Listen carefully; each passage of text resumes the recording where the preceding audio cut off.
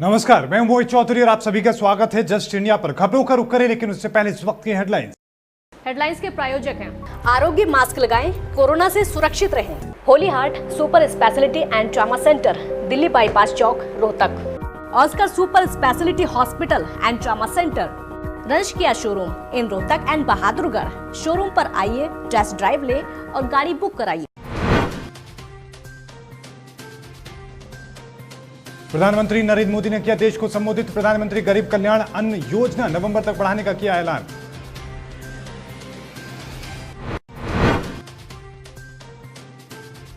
केंद्र सरकार ने जारी की अनलॉक 2 की नई गाइडलाइंस। 31 जुलाई तक बंद रहेंगे स्कूल, कॉलेज और जिम।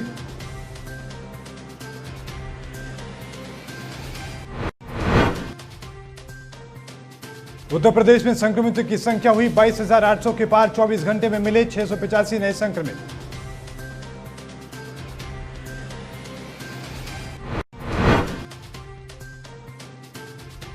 और कोविड-19 टीम 11 के साथ मुख्यमंत्री योगी आदित्यनाथ की समीक्षा बैठक। प्रदेश में कोरोना संक्रमितों की ली गई जानकारी।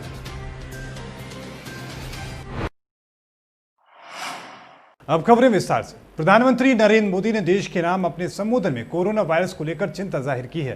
प्रधानमंत्री ने कहा कि अनलॉक 1 के बाद लापरवाही बढ़ी है, जो चिंता का कारण है। प्रधानमंत्री मोदी ने कहा कि अगर कोरोना से होने वाली मृत्यु दर को देखें तो दुनिया के अनेक देशों की तुलना में भारत संभली हुई स्थिति में है। समय पर किए गए लॉकडाउन और अन्य फैसलों ने भारत में लाखों लोगों का जीवन बचाया है। लेकिन जब से देश में अनलॉक 1 हुआ, व्यक्तिगत और सामाजिक उपहार में लापरवाही भी बढ़ती जा रही है। पहले हम मास्क को लेकर, 2 गज की दूरी को लेकर, 20 सेकंड तक दिन में कई बार हाथ धोने को लेकर बहुत सतर्क थे। आपको बता दें कि 1 जून से देश में अनलॉक 1 चल रहा है, जिसके तहत मंदिर, मस्जिद, बाजार और मॉल्स तमाम चीजें खोल दी गई हैं। सड़कों पर लोगों की भीड़ भी नजर आने लगी है। इसके साथ ही जून में तेजी से कोरोना संक्रमण भी लगातार बढ़ रहा है। कि जब से देश में अनलॉक 1 हुआ है, व्यक्तिगत और सामाजिक व्यवहार में लापरवाही जरा बढ़ती ही चली जा रही है। पहले हम मास्क को लेकर, 2 गज की दूरी को लेकर, 20 सेकंड तक दिन में कई बार हाथ धोने को लेकर बहुत सतर्क थे। लेकिन आज जब हमें ज्यादा सतर्कता की जरूरत है, तो लापरवाही बढ़ना बहुत ही चिंता का कारण है। साथियों, लॉकडाउन के दौरान बहुत गंभीरता से नियमों का पालन किया गया था। अब सरकारों को, स्थानीय निकाय की संस्थाओं को, देश के नागरिकों को फिर से उसी तरह की सतर्कता दिखाने की जरूरत है। विशेषकर कंटेनमेंट जोन्स, उस पर तो हमें बहुत ध्यान देना होगा। जो भी लोग नियमों का पालन नहीं कर रहे हैं, हमें उन्हें टोकना होगा, रोकना होगा और समझाना भी होगा। अभी आपने खबरों में देखा होगा, एक देश के प्रधानमंत्री पर 13,000 रुपये का जुर्माना इसलिए लग गया क्योंकि वो सार्वजनिक स्थल पर मास्क पहने बिना गए थे। भारत में भी स्थानीय प्रशासन को इसी चुस्ती से काम करना चाहिए। ये 130 करोड़ देशवासियों के जीवन की रक्षा करने का अभियान है। और इस बीच एक बड़ी खबर आपको बता दें कि इस वक्त की बड़ी खबर बहराइच से, आपको बता दें कि बहराइच से कोरोना पर सबसे बड़ी, बहराइच से इस वक्त की बड़ी खबर आ रही है। बहराइच से जहां पर एक और कोरोना संक्रमित मिला है। मंदिर के महंत की रिपोर्ट पॉजिटिव निकली है। शहर के बीचों बीच कोरोना पॉजिटिव मिलने से इलाके में हड़कंप मच चुका है। इस वक्त की बड़ी खबर आपकी टीवी स्क्रीन पर। आपको बता दें कि पॉजिटिवों की संख्या अब जिले में 124 हो चुकी है। जनपद में 114 लोग ठीक होकर अपने घर जा चुके हैं। इसी वक्त की बड़ी और महत्वपूर्ण खबर बहराइच से एक कोरोना पॉजिटिव मरीज की मौत भी हो चुकी है। जनपद में कुल एक्टिव मरीजों की संख्या 9 हो चुकी है। इस वक्त की बड़ी और महत्वपूर्ण खबर आपकी टीवी स्क्रीन पर जस्ट इंडिया आप तक पहुंचा रहा है। आपको बता दें कि लगातार जो मामले हैं प्रदेश भर में देखने को मिल रहे हैं। इस बीच बहराइच से एक और संक्रमित मामला सामने आया है। केंद्र सरकार ने 1 जुलाई से शुरू होने वाली अनलॉक 2 के लिए नई गाइडलाइंस जारी कर दी है। अनलॉक 2 के तहत जारी किए गए नए दिशा निर्देशों में कहा गया है कि देश में 31 जुलाई तक school, college, gym, metro, rail सेवाएं और सिनेमा घर बंद रहेंगे। आपको बता दें कि अनलॉक 2 की नई गाइडलाइंस 30 जून को अनलॉक 1 के पूरा होने के बाद से लागू हो रही हैं।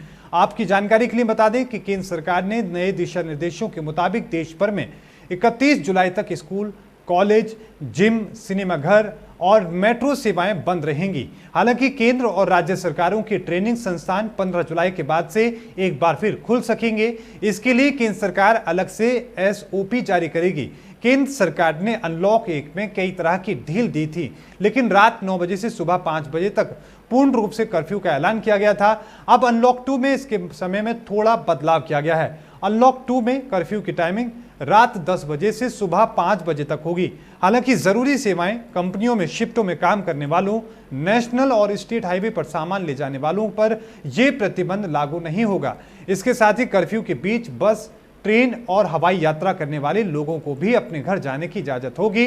अनलॉक 1 की तरह अनलॉक के दूसरे फेज में भी शादी समारोह में सिर्फ 50 लोग ही शामिल हो सकते हैं। वहीं अंतिम संस्कार में ज्यादा से ज्यादा 20 लोगों के शामिल होने की अनुमति है।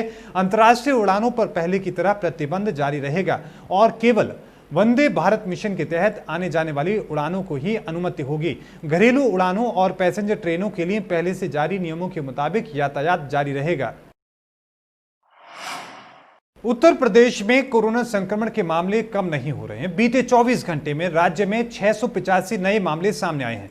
इसके साथ ही अब राज्य में संक्रमितों की संख्या 22,828 हो चुकी है। वहीं 12 और लोगों की मौत हो चुकी है। प्रदेश में अब तक कोरोना से 672 की जान जा चुकी है। हालांकि ठीक होने वालों की मरीजों की संख्या भी तेजी से बढ़ रही है। एक दिन में 698 मरीज स्वस्थ हो रहे हैं। अब तक कुल 67% मरीज ठीक हो चुके हैं। कोरोना के खतरे को देखते हुए उत्तर प्रदेश के विश्वविद्यालयों में परीक्षाएं नहीं होंगी और इसी के साथ शासन स्तर पर छात्रों को प्रमोट करने पर सहमति बन चुकी है। स्वास्थ्य विभाग के प्रमुख सचिव अमित मोहन प्रसाद का कहना है कि प्रदेश में 6,650 एक्टिव केस हैं। अब तक कुल 15,506 मरीज ठीक होकर डिस्चार्ज हो चुके हैं। रिकवरी रेट इस समय 66.86% हो चुका है। उत्तर प्रदेश के मुख्यमंत्री योगी आदित्यनाथ ने आज कोविड-19 की टीम 11 के अधिकारियों के साथ एक बैठक की अगुवाई की। बैठक के दौरान राज्य में कोविड-19 की स्थिति की समीक्षा बैठक की गई। आपको बता दें कि कोरोना वायरस प्रकोप से निपटने के लिए उत्तर प्रदेश सरकार द्वारा टीम 11 का गठन किया गया था, जिसकी समय समय पर मुख्यमंत्री योगी आदित्यनाथ की अगुवाई में मीटिंग होती रहती है, जिसकी अगुवाई मुख्यमंत्री योगी आदित्यनाथ खुद करते हैं और प्रदेश में कोरोना संक्रमितों के बारे में जानकारी लेते हैं। मौजूदा समय में राज्य में कुल सक्रिय मामलों की संख्या 6,650 है।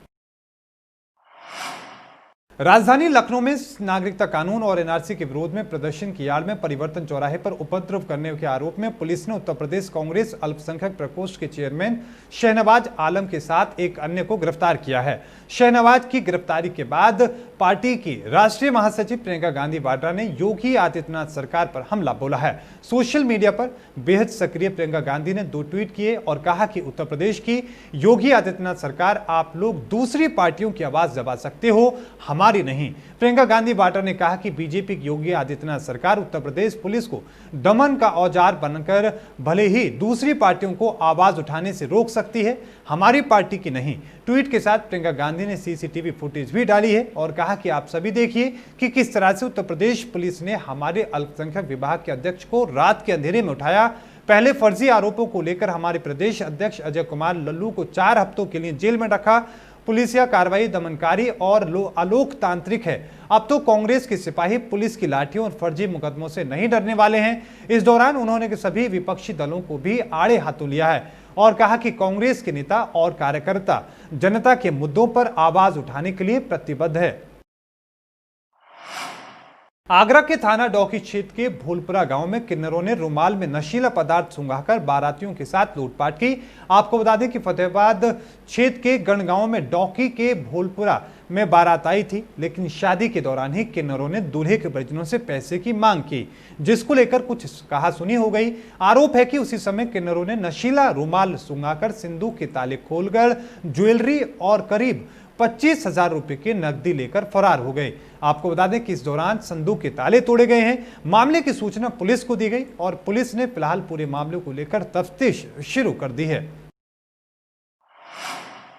उत्तर प्रदेश के बहराइच में थाना हरदी और रामगांव पुलिस को बड़ी सफलता मिली है। बीती रात चेकिंग के दौरान हुई मुठभेड़ में कुख्यात अपराधी नसीम पुलिस की गोली से घायल हो चुका है, जिसके बाद उसे इलाज के लिए मेडिकल कॉलेज बहराइच में भर्ती कराया गया। आपको ये भी बताते चले कि नानपारा के बंजारन टोला इलाके का रहने वाला हिस्ट्री शीटर नसीम गौकशी नकबजनी और मादक पदार्थ की तस्करी के मामलों में काफी दिनों से वांछित चल रहा था। नसीम पर अब तक 9 गंभीर अपराधों के मुकदमे चल रहे थे। फिलहाल अब ये कुख्यात अपराधी बहराइच पुलिस की गिरफ्त में हैं। पुलिस के संयुक्त चेकिंग अभियान के दौरान एक कुख्यात हिस्ट्री सीटर जिसका नाम नसीम पुत्र सलारा निवासी बंजारन टोला कोतवाली नानपारा है, जिसके विरुद्ध गोकशी, गो तस्करी, मादक पदार्थों की तस्करी तथा पशु चोरी और नकबजनी के लगभग 9 अभियोग विभिन्न थानों में पंजीकृत हैं। पुलिस मुठभेड़ में घायल हुआ है, उसको वास्ते उपचार जिला अस्पताल के लिए रवाना किया गया है तथा मौके पर सुसंगत विधिक कार्रवाई संपन्न कराई जा रही है।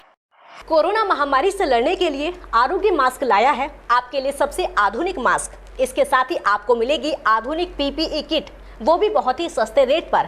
contact@arogyamask.com पर जाएं और हमसे संपर्क करें या फिर www.arogyamask.com से जुड़ें। इसके साथ ही आप हमें कॉल कर सकते हैं। हमारा पता है Anand international plot number 181 sector 25 Panipat Haryana. Holy Heart Super Speciality and Trauma Center. Modern healthcare facilities include cardiology and cardiothoracic surgeries, joint replacements, post-injury and trauma surgeries, orthopedic, laparoscopic and bariatric surgery, pulmonology, general medicine, gynecology, radiology, gastroenterology, nephrology. For more details, please contact Delhi Bypass Chowk, Vininagar, Rohtak. Our helpline 93067222176.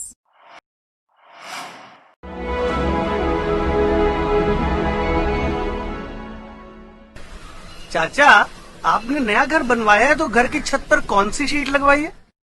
बेटा, मैंने अपने घर की छत पर Asian sheet लगवाई है, क्योंकि वो कभी न मिटने वाले ओरिजिनल निशान की चादरें हैं। साथ में ISI का चिन्ह, 5 साल की वारंटी के साथ साथ पैसों का सही मूल्य देने वाली वही इकलौती शीट्स हैं। क्योंकि नाम नहीं, पहचान जरूरी है। और इस बुलेटिन में अभी के लिए इतना ही। देखते रहिए जस्ट इंडिया। मुझे दीजिए इजाजत। धन्यवाद।